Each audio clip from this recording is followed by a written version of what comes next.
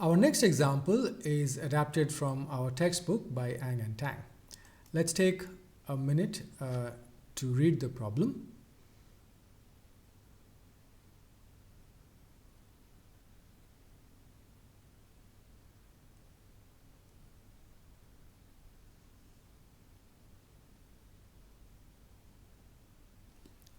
Okay, so our number of cracks is a random variable, and the question has given three possible values, but if you add the three probabilities, they don't add up to 1. So we need to remember that there is a possibility that the weld is flawless. So one of the possible values of n is 0.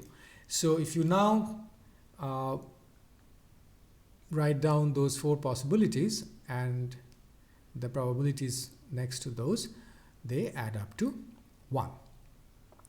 So the first part of the question is to find the mean and variance of n. So let's just use the formula for the two quantities. So the mean is the sum of n times p, and that comes to 1.2 in this case if my calculation is correct, and the mean of n squared would be sum of n squared p, and that comes to 2.2, and hence the variance, which is the difference of what we just found out, so that would come to 0.76. So now let's look at the second question, that the device will fail to detect any crack in the weld. So it seems reasonable to define a new event on top of this partition involving n. So our partition is n equals 0 or 1 or 2 or 3, and they span the entire sample space. And let's define d. So d is cracks, maybe one or more cracks is or are detected. So d bar, which is what actually we're interested in, is that no crack is detected. So that is what we are going to start from. So P of d bar, using our old friend theorem of total probability, would be the sum of d bar given n times P of n evaluated at the four possible values of n. So let's do that one by one. So if there is no crack, so if n is 0, d bar is a shear event. So that's why we have 1 times 0.2. So the first 0.2 comes from as the probability of 0 cracks in the weld.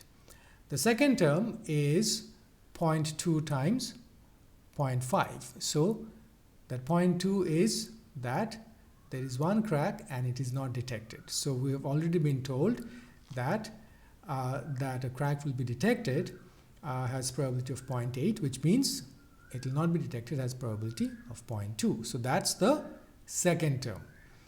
The third term is if there are two cracks and both will not be detected. So that's 0.2 squared times the probability of two cracks. So that's again 0.2. So that gives us the third term.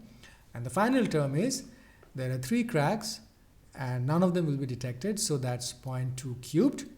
And there's a 10% chance that there are three cracks, so that gives me the final term. And if you add all of them up, you get the sum of 0.31. So the probability that no crack will be detected is 31%. The final question is that if the device fails to detect any crack, then how likely is the weld to be flawless? So it's basically switching the problem, and we can use Bayes' theorem, and let's do that. So the question is asking the probability that n is 0 if d bar has taken place. So we'll use just the standard expressions. So d bar given n equals 0, which we have already used, and P of n equals 0, the unconditional probability, and normalized by P of d bar. And if you plug in all the values, the answer comes to 0.65. So if no crack is detected, there is a good amount of chance, 60%, that the weld is indeed flawless.